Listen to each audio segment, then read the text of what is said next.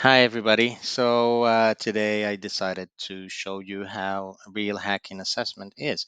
So basically, what I did was that I set up my Kali Linux virtual machine and set up also a dev machine that we're going to hack into it. So these are machines that are used to, like in step four.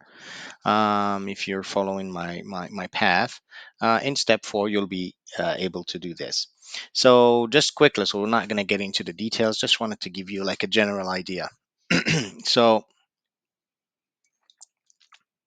and pardon me, this is my first time. I never did this before. So if you have any suggestion how can I do things better, let me know. So in order to do an assessment, we need to follow the 5 steps of penetration testing. So number one is reconnaissance, what's out there, right?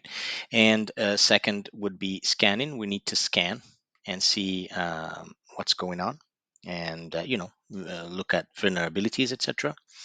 And the later one would be to gain access to the machine, and another one is to maintain that access. And the last one, which is covering our tracks. We don't want people know that we access the machine. But for now, today we're going to do reconnaissance. We're going to do scanning. We're going to do gaining access, and a little bit maybe of maintaining access when we're going to change the passwords and stuff. But then that is against covering tracks. So basically, we'll do reconnaissance, scanning, and gaining access. So I created this network. So if you see here, so my IP address is 192.168.57.4, right? Perfect. And we want to know what's in this network, right? What are the machines? Maybe there are 1,000. In this case, it's only one. So we need to scan. So in order to scan, we use something that's called either netdiscover, that will discover every machine that's available on this network. So you see here it says 192.168.57. This is the network portion because it's a class C address. And then the last digit, it's up from it's 255, but actually it's 253. So the last digit is the actual a host part. So my address is .4, right? And I want to see what's going on. So we will use the ARP protocol. It's address resolution protocol. Routers use this protocol or to uh, translate MAC addresses to IP addresses. So this is a MAC address here. See here? Sorry, this is the what is the MAC address right here? So this is our MAC address, right? So this one is a unique MAC address. That means that everything that connects to the internet has a unique address. Like if you bought a network card on your computer and you set it up, it will have a unique MAC address traced to the manufacturer, the sales, etc., etc. So they can track you. But the IP address is not unique. So each you can have like I have 192.168.57. You can have that at home, so it's not unique. So what we need to do is to link the IP address with the MAC address, and we do it with ARP. ARP is a command that needs administrative privileges, and in Linux, the administrator is not the administrator, but it is called the root, meaning the most the user with most rights on that machine, right? So with most privileges. So in order to do that, we elevate our, because if I put who am I, this is an easy command. Who am I? Who am I? Which user am I? I'm Kali, right? So Kali is not an administrator, he's not a root user, but needs to execute a command to a level of an administrator user, right? So, or a root user, since we're in Linux. So what we do is sudo, meaning execute the following command as if you were a root user, right? So we do the arp-scan, which is address resolution protocol, that will translate the MAC address to IP address, right? And then we do scan, and we will give him the direction of minus L, which is list. Give me all that information, all that jazz you found in a list format. And of course, because since this asks to be executed at a root level, you need the password for root, right? So we're going to write our password here and boom. So it gave us results. So the best thing here, number one in assessments, we need to do good note taking.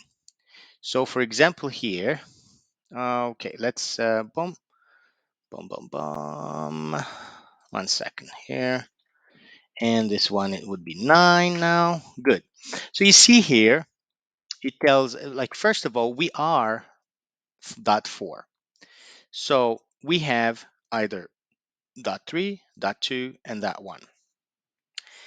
We know it's dot 9 because these three are used by the actual system to set up all the networking, the virtual networking. You will not see this in real life, but I know it's dot 9.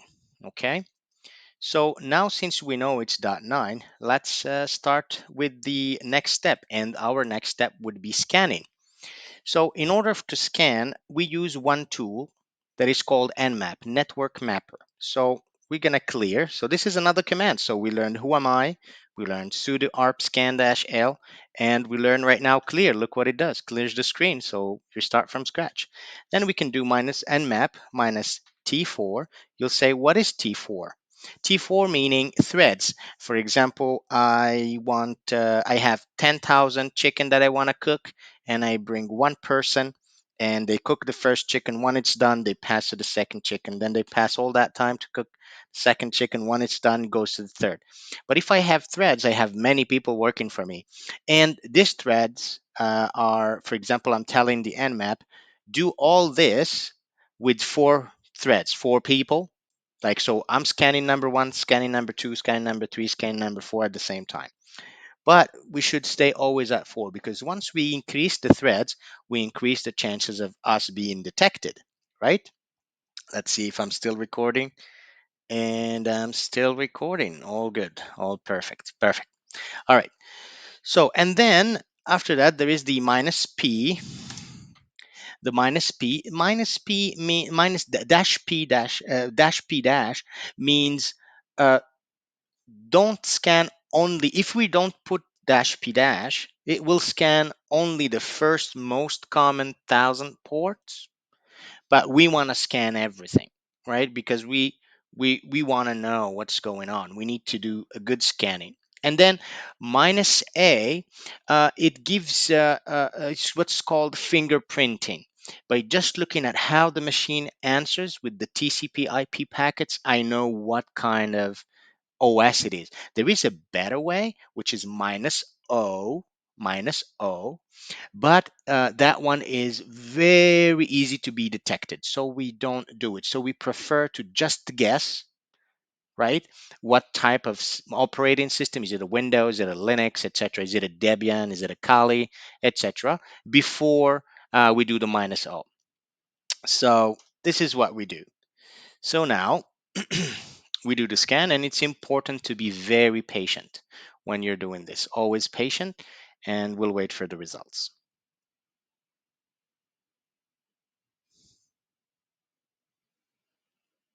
Very good. So let's take a look at this, right? So let me just take a screenshot here, and just so I can highlight, and it will be easier for you to see. All right. So is it in red? Perfect. So here, so it says 22. So port 22 is open, right? Let me take a better screenshot. This is worst screenshot ever. Here we go. Here we go. Here we go. There we go. Perfect. So this is the command we've done. Then you see here port 22 is open. Port 22 is known for OpenSSH, and it gives us OpenSSH, the version of OpenSSH. And look at here, it just gives us the version of the Linux. So this is good information. We might do something with this, right? So normally when I secure a machine, I don't want it to give away like valuable info like that. Then look at this. We have a web server HTTPD running on Debian. So that confirms again to us that, hey, this web server is running on Debian. And we will see here it has a header Apache 2438. So here again it gives us an information for free that it's a web server of a version 2.4.38, and it's an Apache server. And look at this again, gives us just information that it should not be given anyone. It gave us bolt, and there is an installation error with it. And then it shows us all sorts of stuff here about RPC. This is very vulnerable, but it's we're this is done uh, by more complex things that it's not your level right now. We're normally like I would use the low hanging fruits instead of going here, because then we're going in memory buffer overflows, attacks, etc., and that's a bit more complex. And check this out. We have also knowledge that, look, we have also the Apache server is running on port 8080.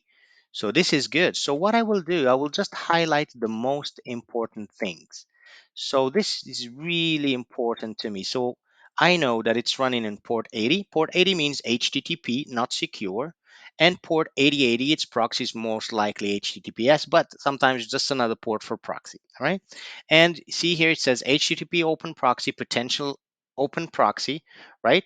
And yeah, so this is enough for us to start and start doing some damage, right? Perfect. So now we've done the Nmap. Now we want to see what's going on, right? So what's going on in this system? Perfect. So we know that there is this port. We know that there is this port. So what we're going to do is we are going to use a directory buster. There is different ones. There is Fuff, there is dir buster. So if you do here dir buster, right, here we go, it will create you a directory buster, and it will go to all those ports, and then it will give us a huge report. We don't want to do that because just for the sake of the time, but this is what I will do in a real assessment, sorry. So what we're going to do is Fuff. Here we go. I'll show you just quickly here. Here we go. So we're going to do something that's called the fuzzing, right? So the fuzzing is very important. I'm just going to copy the command for the sake of easiness. So here we go. Oh, so here we go. All right. All right. So let me hide this stuff here and let me clear. Why am I doing this here? Here we go. Paste selection. So this is what we call fuzzing. So fuzzing is replacing a certain thing. We replace a certain thing continuously. So basically, when we say, basically we replace a certain thing. So for example, I have a word list. For example, you have a page called forward slash Sammy, and you have a word list of Martha, Salford, John, da, da, da, da, da, and you have Sammy in the list. So you say, hey, fuzz this area here forward slash X, and replace that X with whatever is in that list. So that's what we're doing right now.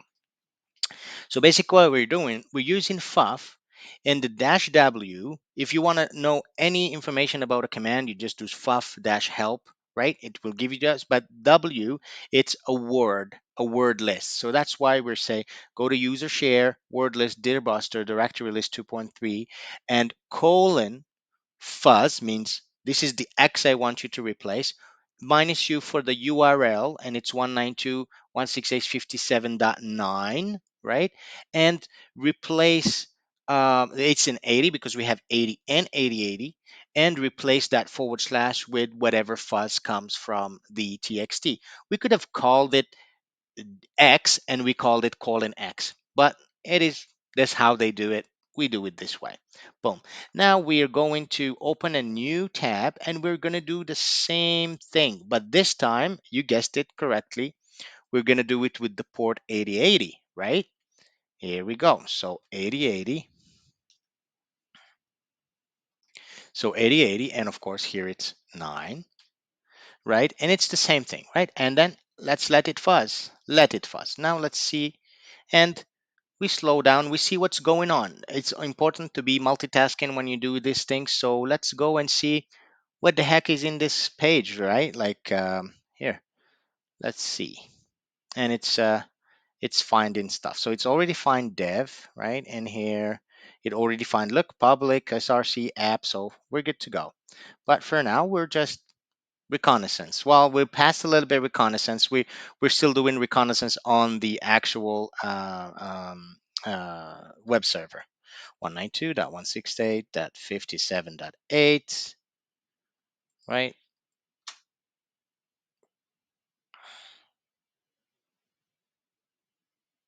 Oh, it's 9, sorry. 9, right? Yeah, 9. Okay. Oh, look what it did.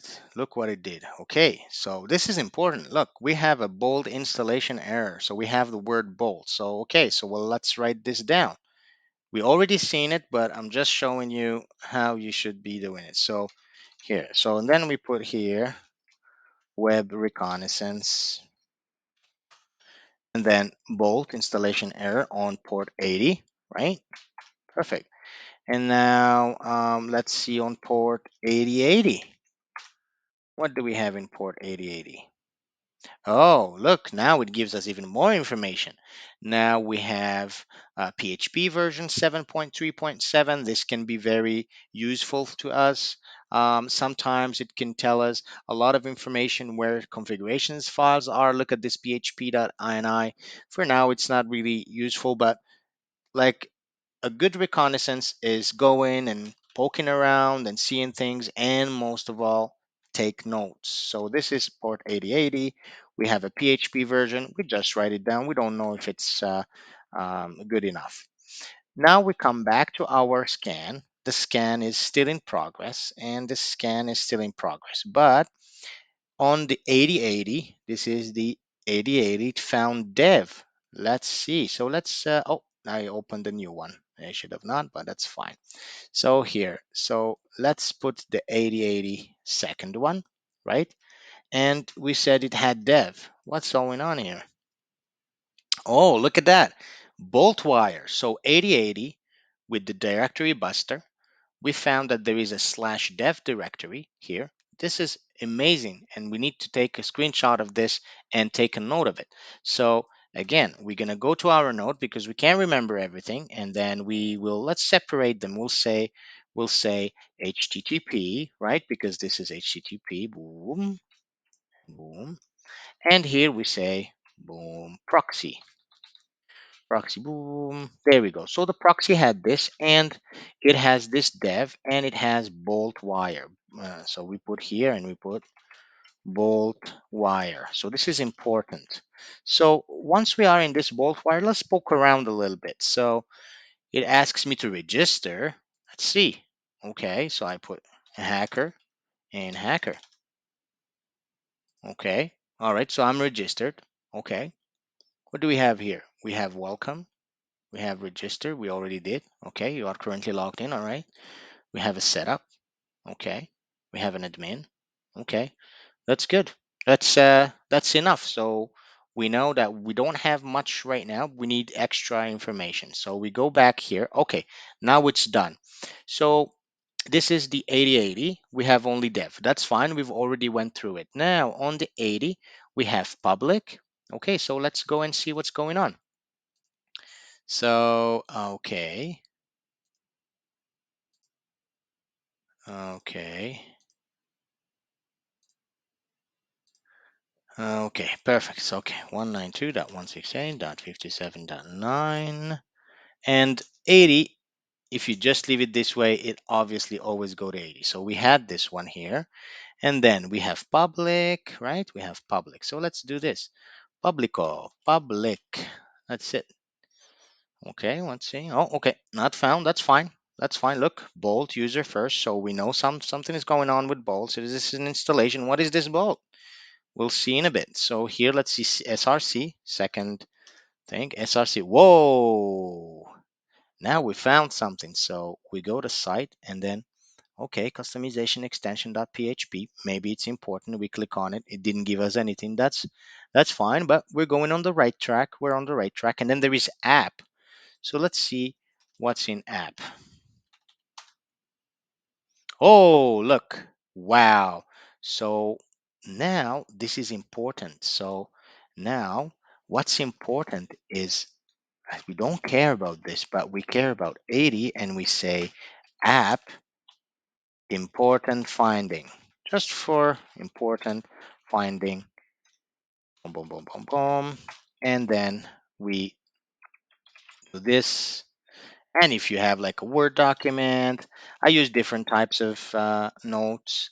You can use different types of notes. It's up to you. It's up to you. It's not important. Okay, so now we have app, and in this app, what do we have here? What do we have here? Was it here? No, this one. Let's close this one down. Okay, so we have cache. What's in cache? Okay. Oh, look at that. Config cache JSON. Oh my God. Oh my God, this is important. Okay. Bolt debug.log. Okay, so it has an SQLite database, uses UTF-8. You look at it, maybe you can find some passwords. A lot of things, sometimes, like in even big companies, they still have passwords and stuff, right? All right. Okay. Okay. So I don't see anything like important here in this JSON. It might be, but let's keep poking around. So development. What do we have here? Data 4A. Okay, what is this data thing? Okay, nothing important. Okay, let's see here. Okay, what is this? Nothing important. Twig. What is this twig? Ah, look, some other stuff. Okay, so it's just PHP files that can be downloaded. So we will ignore the twig altogether. We'll go, and it's important not to go into, what do you call it, like follow the rabbit hole. It's important to not get into stuff that is not very important. Okay, so you just need to be patient, but also know how to eliminate the stuff that you don't need to pursue. So we went here to where did you go? Development. No, we saw that. So let's go to exception. Development. Yeah, it's like exceptions. I don't think it's gonna allow us. Oh yeah, let's see what it is. Let's see what's in it. Okay, why not? And let's so it's in download. So let me open it with another. Yeah, cd means cd means come back to where you were. We go to downloads, and where did we call it? Exceptions.php. Here we go. Vim 2.0. Boom, and let's see. Eh, eh, not it. Yeah, same stuff. PDO, SQLite. I know it has an SQLite. Database name. See, okay. So these are just, okay. So that's not important. So we're going to remove it. We don't need lots of extra stuff there. Okay. So we were in here, and exception, we went there. Profiler. Okay. Then we went to trans. Okay, let's see here. Okay, okay, okay, okay. And then app. What's up in this app? When we did this app, what did we have here? Hmm, this one. Hmm. So we have app. But what if we have that 8080 app in 8080? Let's see. What do we have if we have here a app? Let's see. Okay.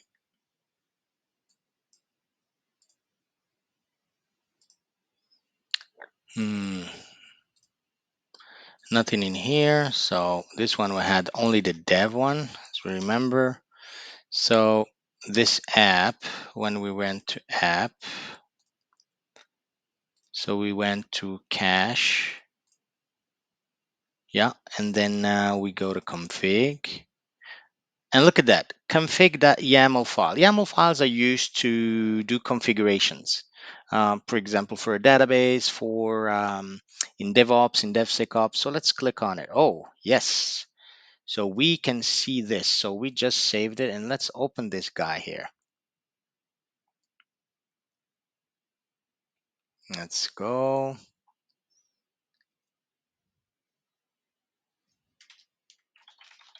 Put the password. And here, look. Oh, see, the database we saw, SQLite, has a database name Bolt, and the username is Bolt, and the password I love Java. Okay. All right. So this very important finding that we need to put. So this one, and we write here config.yaml file. YAML is yet another markup language. That's that's what they call it. Okay. So now that we have this, let's see what's going on. We will check first of all the 8080 because that's what's most important for us, right? So in here, just give me 1 second. What is the thing? Here we go. All right. So since we see bolt wire, I'm like, what is this, right? I need to see what's up with this, right? So let's go to Kali and let's search exploit bolt wire. Okay, and then we have BoltWire 3.4.16 index.php multiple cross-site script and vulnerabilities. And then we have BoltWire 6.03 local file inclusion. This is very important for me. So I will open a new um, here and I will put BoltWire and then this one was called, excuse me, this one was called local file inclusion, boltwire local file inclusion. And let's see what's up. Here we go. Bolt local file inclusion, pocket storm security. Let's read, let's see what's up.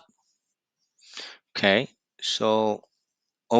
so see here, steps to reproduce using HTTP GET request. So there is a problem with this software that only with the GET request on the actual um, um, address bar, you can actually trick the PHP to go and get you information of where it is, right? So as you can see here, 192 blah blah blah blah blah boltwire index.php. Are we having the same thing? Okay. So if I go here, welcome, here we go. See index.php p equals. Okay, let's see. Is it the same thing? Is it the same thing? PHP equals. See, this is what we do. So now we do PHP equals. Let's just make sure PHP and P equals P equals. So from P equals, we do this. And what is this? What is this? You say, what is this etc pass WD? Let's show you first what is etc pass WD. So vi etc pass WD. So this one is where all the users of Linux are. It doesn't give you like all the information where these users are, right? Like what are the password of these users, but it could tell you it starts from 1000. It can tell you, hey, this machine has one user called Kali. If I create a user right now called Jennifer, it will have Jennifer there, right? So it's important to just list and see. For example, I have the password. You saw we had a password here. Remember, we had a password here with username Bolt. There is no username Bolt here, so maybe is that user using the same password or not? We don't know. We'll see. But at least we got 50% of the job done. All right. So this now you understand what etc pass wd file does. So we go to our bolt wire here. We come here. Sorry, we come here and we copy this. We go to our bolt wire and then remember we said equals and then we do like this and then now equals blah blah blah give us this stuff and boom. So now look, it gives us everything. And then it gives us everything in that machine. So it gives us root, okay, I got daemon, and what did I say? It always starts from 1000. So those are the real users that were created. Everything else is just user created by the system to maintain the system, to do this, to do that, whatever. But the most important users that you create on that machine, they're always from 1000. Okay, and that's the user ID. And there you go. And look at that. John Paul. And I've seen something like this, remember? We've seen something like this. We've seen something like this. Let me see. Let me see. So when we did, just give me a second. Here we go. 1 second. 1 second. When we did the enumeration, I've missed something. Where did we have it? Here. We've missed something. So we have that. Uh-huh. And okay. Aha. This is what we missed. Look at this, guys. This is very important. We missed this. You see, NFS, this is important because NFS, it's a network file system. There is some files somewhere that are hosted like a share. So now we want to know how to we want to know what's in it. So in order to do that, we do a show mount minus e, and then we put the IP address of the actual machine. Just we have John Paul. Is this the right person? Is this not the right person? Just to make sure. And we were in 9. Boom. So it says server srv nfs. So this is an existing thing here.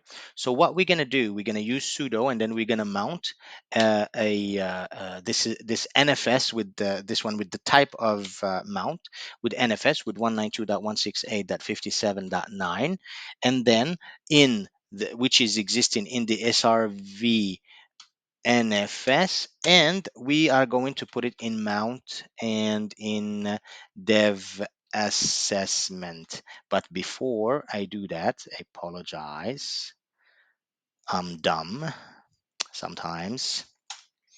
So I need to create this mount directory. So mkdir make directory create, and I will do mnt, and then I call it dev assessment. There we go. Okay, so what did I miss? The sudo. There we go. See, now you're starting to understand everything. And now what we need to do is here we go, paste selection. So now sudo mount tnfs 192.57 server nfs in mount dev dash assessment. That's how we create. Yes, boom. Now it's mounted in our system. So basically what we've done, hey, external um, external drive far away hosted on that machine, it exists. Hey, represent the contents of that remote drive in here in this directory. So this is, we mounted an external network file system drive into our machine, and we created the mount dev assessment for easy access on our machine. So I do cd mnt dev assessment. And then, hey, look what we found. We found a damn save.zip file. What the hell? So we can do save. So I have another command. So sometimes I can call a file whatever. I can call it .zip, but it's actually a dot whatever, right? So always it's important to do file and then the name of the file, and then it tells you, is it really a zip archive, right? So now let's unzip it. So unzip, save, zip. It needs a password. So it has, no, sorry, it has a zip file, and it has an ID RSA, and it says incorrect, and it says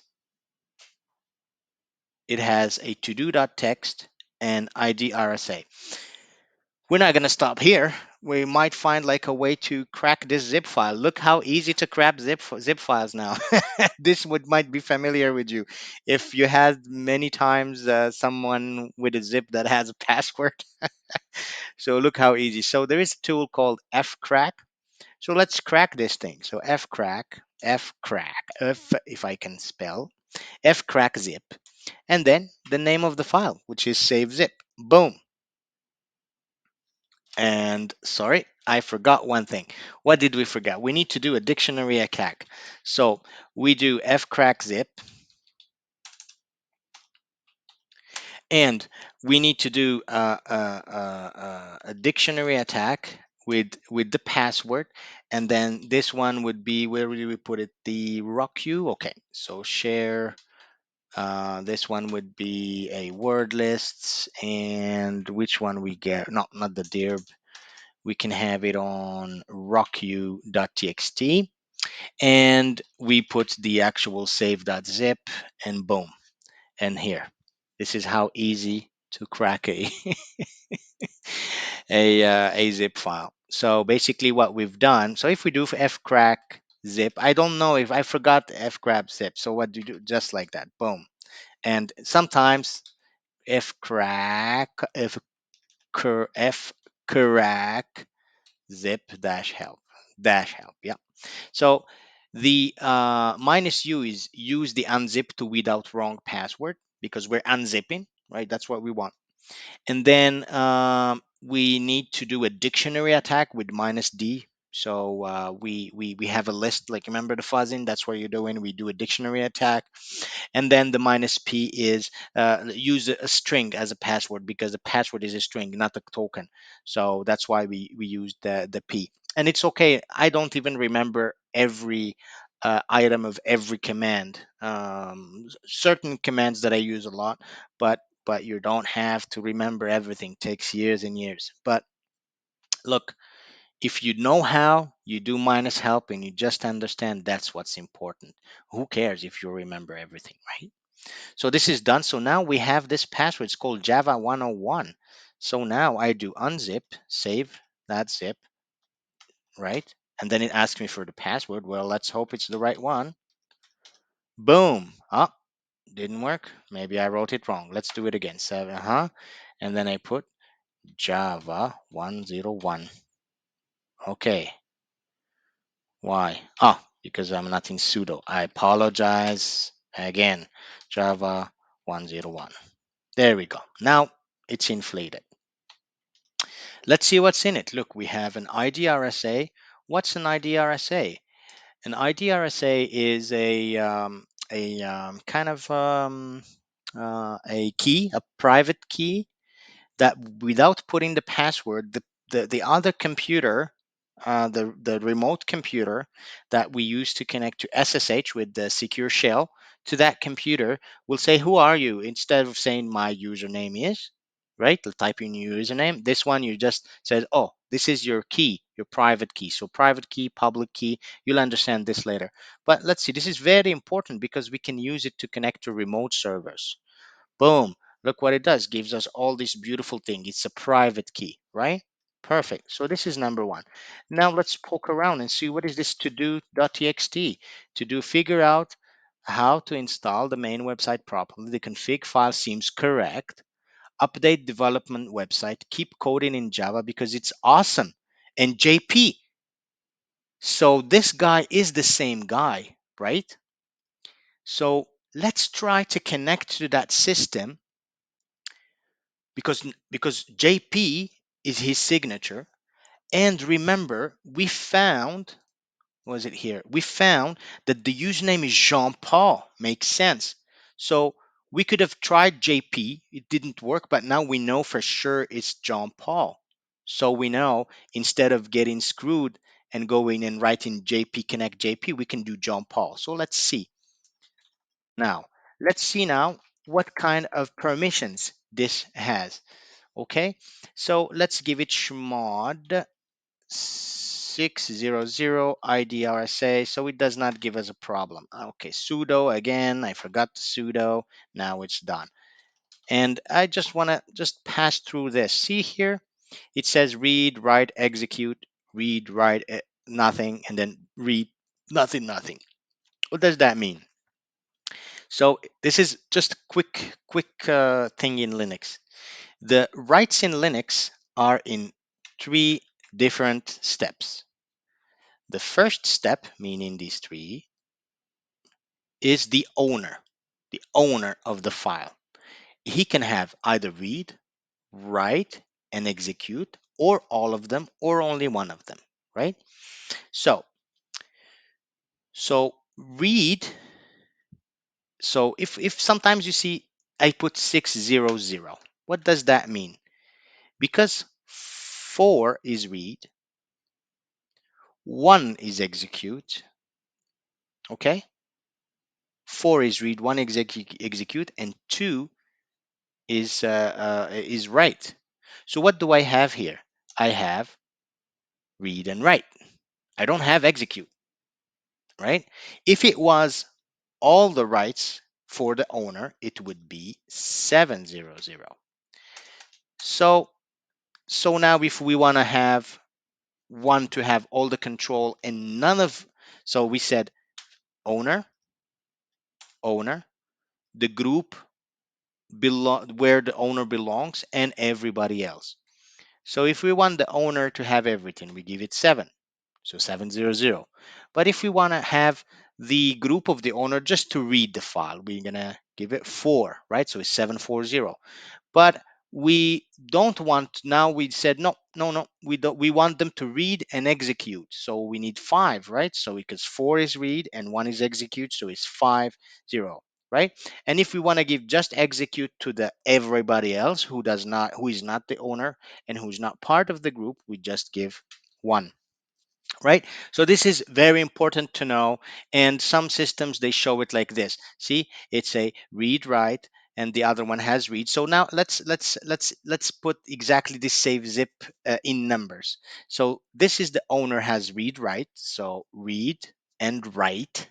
So read is 4 and write is 2, so it has 6. And then the group, the group, the people in the group of the owner, the people within the group that the owner belongs to is read 0 and nothing, nothing. So read is only 4, and everybody else who is not an owner and not in the group is also read, so it's 644. And you see here IDRSA. Let's do this one because I wanted to restrict it. So it is read, so it is 4, and write it is 2.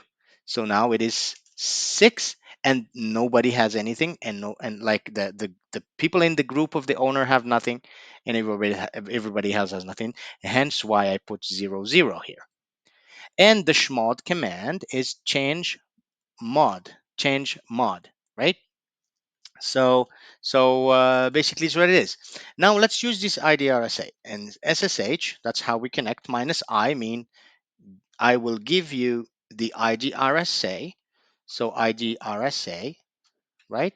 And what was the user? Was it JP? No, it was John Paul. And let's triple check. Was it John Paul? Yes, Jean Paul.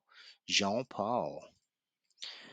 Jean Paul at 192.168.57.9, was it? Yep, that 9. And boom. So are you sure you want to continue connecting? Yes. And now it wants a password. So what does it say? Are you sure you want to connect? Load key, blah, blah, blah, permission denied. Why? Because I missed the sudo. You see, I always miss this stuff. Boom. Now, enter passphrase for key. We don't know the passphrase, but let's look at our note. Remember here, it was, maybe it's the same guy. I love Java. He seems to love Java. So let's try this. Maybe that's the same guy. We don't know. So let's see. So so what was it? Just so I can write it here. So I love Java. So I love Java. Boom! We're in the machine. Look, who am I? We are John Paul. So we got into the machine. All is good. Now, since we got into the machine, the first thing I will do I don't touch anything. The first thing I will do, the first thing, I need to know what did this guy do prior to me going in the machine. Maybe he hit something, so I go to history. And you see, this is what he did. He actually deleted all the bash history. So that means he was doing something important. But he did sudo minus L. So I want to do sudo minus L. What does this do? Let me clear again. Sudo minus L. This sudo shows, remember what a sudo is. If you don't do sudo, if you don't write sudo, or if you're not logged in as root, because I'm Kali and now I'm Jean Paul, I'm not the root, I need to tell to a command, hey command, run by me, but with the privileges of the God root, right? Like that all privileges are open. But sometimes, some commands are not running, are allowed to be run without the root privileges.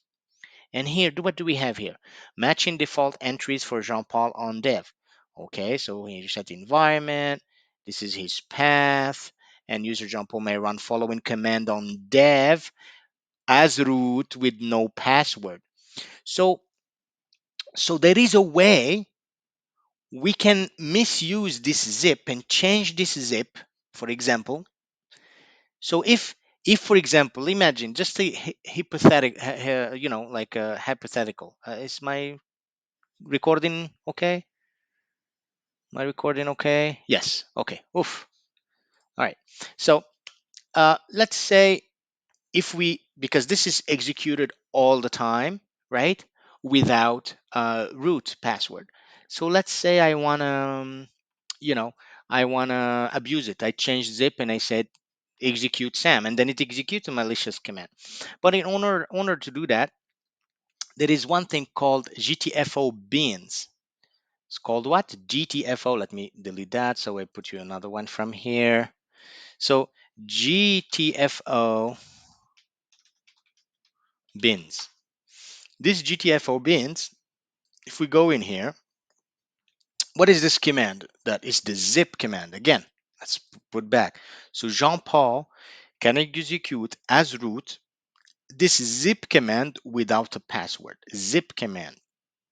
So what we do, we're gonna go and we select sudo, yeah, and then we need to do the zip command. So what do we do? So it's not gzip, it's zip.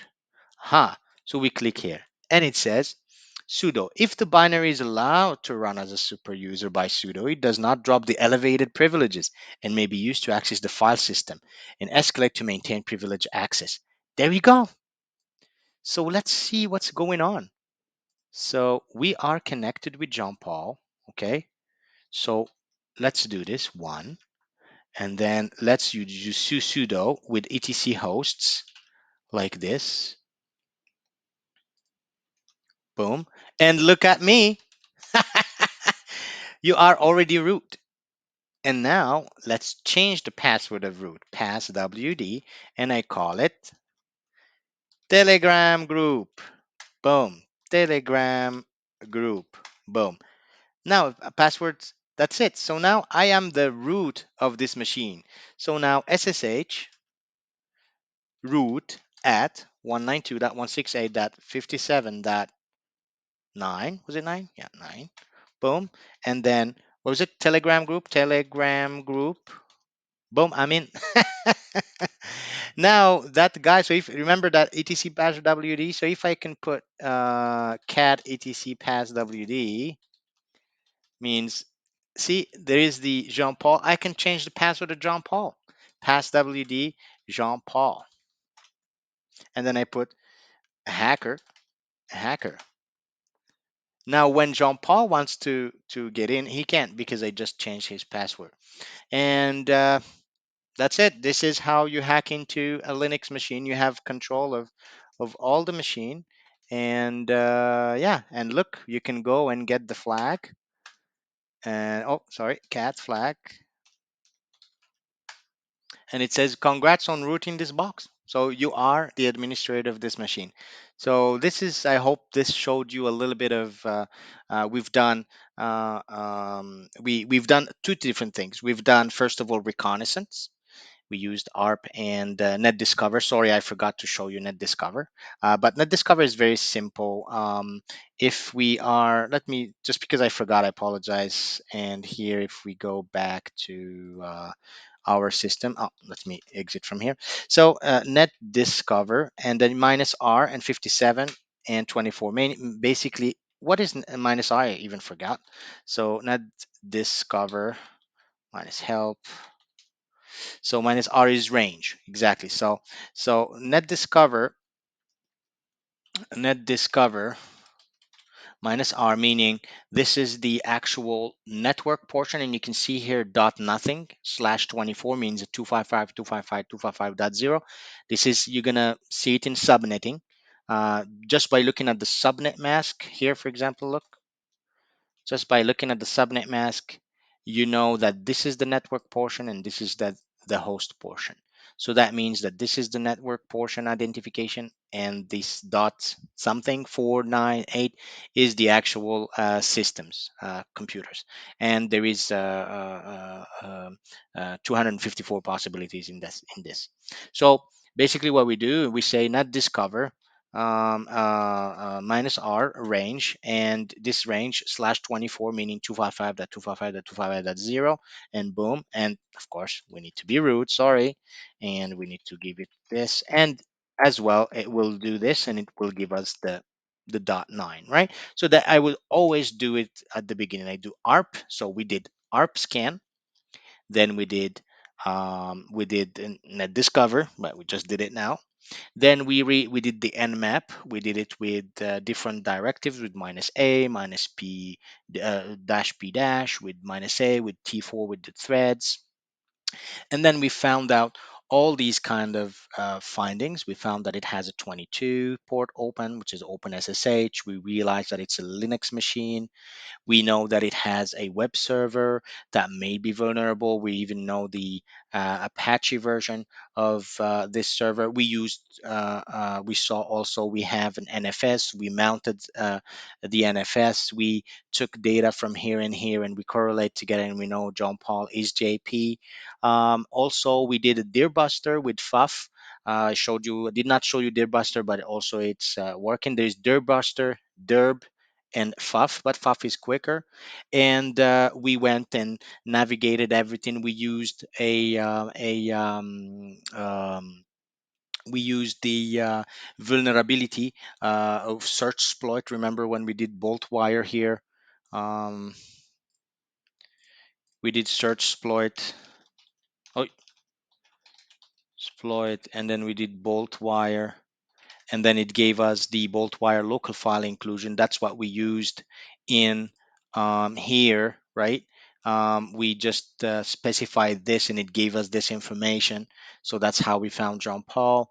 Then after that, we in the network file system share, we mounted it on our computer. We found the zip file. We learned how to crack a zip file with fcrack, with the direct dictionary attack.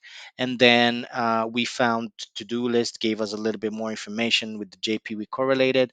And also it gave us the IDRSA, which was the private key. And then when we knew JP is John Paul, we tried to connect with John Paul with the IDRSA, and then we got into the machine.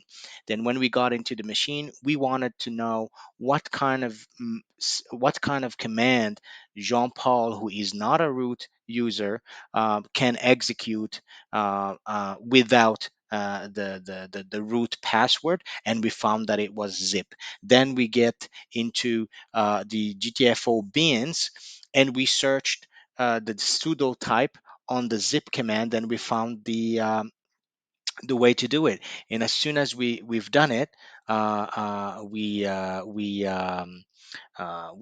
got inside. And also the last point, which is cover our tracks. In this case, we're just showing you something like I changed the password, which I should not, but you could have just removed the $ TF. What I would have done is that I would have created a user that is root, a hidden user, and then I remove this. So even if the administrator comes and starts looking and poking around, he will not find me. So I hope that this was useful and that demystifies everything that is penetration testing. I also hope you learned new things today. And yeah, this is not difficult. It's just you need to do a lot of work to get to this level. And that's it. I wish you a great day. And hopefully, if you have any questions or suggestions, please let me know. Bye bye.